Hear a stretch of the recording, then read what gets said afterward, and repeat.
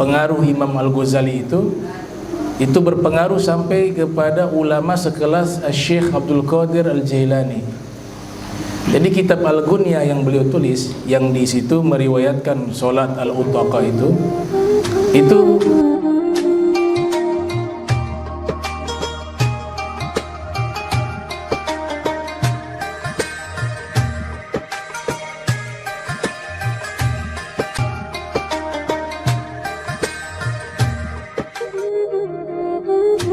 satu akar kata dengan solat, namanya solat al-utaqa. Nah, solat ini kalau orang tua-tua terdahulu biasanya di kalangan ahli tarekat, ya, itu mereka namakan solat kulhub. Ya, karena di dalam solat tersebut kurang lebih 15 kali kita membaca surat Al-Ikhlas. Nah, sehingga istilah yang digunakan itu solat kulhub. Ya, qul huwallahu ahad. Dan riwayat yang menjelaskan tentang solat al-utaqa ini diantaranya disebutkan oleh Syekh Abdul Qadir Al-Jilani yang lahir tahun 470, wafat 561 Hijriah.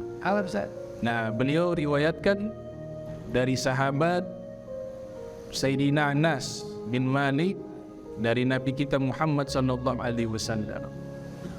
Memang di dalam kitab-kitab hadis yang sahih riwayat solat utaqa ini tidak ada. Ya, tapi kan ini babnya bab fadail al-amal, keutamaan beramal, sehingga orang-orang solehin mereka mengerjakan solat tersebut. Nah, Syekh Abdul Qadir Jailani sebenarnya menulis riwayat ini di dalam kitab Al-Ghunyah. Itu terinspirasi dari Imam Al-Ghazali. Jadi bisa dibayangkan pengaruh Imam Al-Ghazali itu berpengaruh sampai kepada ulama sekelas Syekh Abdul Qadir Al-Jailani. Jadi kitab Al-Ghunyah yang beliau tulis, yang di situ meriwayatkan solat al-utaqa itu rangkuman dari kitab Ihya.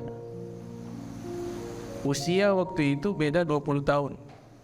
Jadi Syekh Abdul Qadir bin Musa Al-Jilani datang ke Baghdad, ada cabang sekolahnya Imam Ghazali. Imam Ghazali menjadi guru besar waktu itu. Beliau masuk ke sekolahnya Imam Ghazali, ada seleksi tes siapa yang lulus bisa masuk ke sekolahnya Imam Ghazali. Ternyata Syekh Abdul Qadir Jailani tidak lulus. Kalau Syekh Abdul Qadir Jailani tidak lulus di sekolahnya Imam Ghazali, apalagi kita. Tapi lihat, ternyata di balik keberkahan mujahadah beliau, setelah beliau gagal lulus tes di sekolahnya Imam Al-Ghazali yang nanti terkenal dengan nama Al-Madrasah Nizamiyah di masa Bani Seljuk, beliau talaki dari guru ke guru. Akhirnya ketemu salah satu guru bernama Syekh Hamad Ad-Dabbas. Ad-Dabbas ini profesi penjual sirup. Ini Syekh la yaqra wa la yaktub, karena ummiyan, enggak bisa baca, enggak bisa tulis. Tapi beliau diberikan semacam kelebihan oleh Allah Ta'ala ketika membahas tentang masalah-masalah al-asrar wa al-qulub wal ahwal, masalah rahasia-rahasia ilmu, masalah hati, itu beliau sampaikan penjelasan yang luar biasa. Akhirnya Syekh Abdul Qadir Al-Jilani beliau belajar kepada Syekh Hamad Ad-Dabbas. Memang banyak dulu ulama-ulama mereka berguru kepada wali-wali mastur yang menutup diri dengan profesi pekerjaan mereka. Kalau gurunya Syekh Abdul Qadir Jailani ini pedagang sirup, Ad-Dabbas. Gurunya Al-Habib Ali bin Muhammad Al-Habsyi, Al-Habib Abu Bakar bin Abdullah Al-Aqtas, pedagang madu, menutup diri dengan profesi sebagai penjual madu. Kemudian gurunya Syekh Abdul Wahab Sya'rani itu pedagang keranjang yang terbuat dari pelepah kurma, namanya Syekh Ali Khawas. Nah, Khawas itu artinya pedagang keranjang. Gak bisa baca juga, tidak bisa tulis. Beda kalau Habib Abu Bakar bin Abdullah memang alim, ya. jadi menyamar jadi pedagang madu. Tapi kalau Syekh Ali Khawas memang benar-benar seorang pedagang keranjang yang terbuat dari pelepah kurma. Syekh Abdul Syaroni ternyata ketika mengetahui bahwa beliau seorang wali bin auliyaillah, akhirnya talaki dan berguru kepada Syekh Ali Khawas. Khawas itu fus, dari kata fus, pelepah kurma. Dulu di kitab Al-Qiraah Ar-Rashidah itu kan dijelaskan mufradat pohon kurma itu. Daunnya khus. Ya, kemudian pentilan waktu kurma baru muncul itu disebut tol'un. Muncul lagi agak besar sedikit, kholalun. Sudah mulai berbentuk bulat itu kurma, namanya balhun. Ya, naik lagi busrun, sudah mengkal. Naik rutab, sudah matang, kering, namanya tamrun. Kita di Indonesia dapat tamr, kurma kering.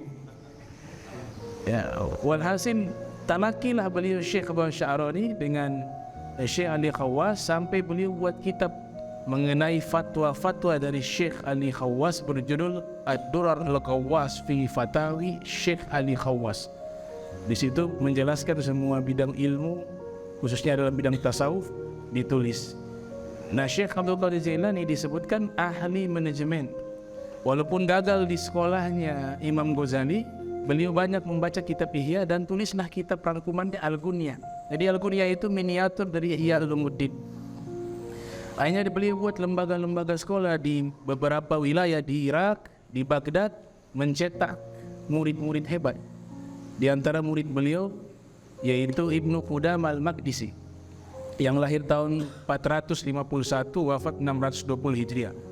Menulis kitab Al-Mughni dan juga kitab Tawamin.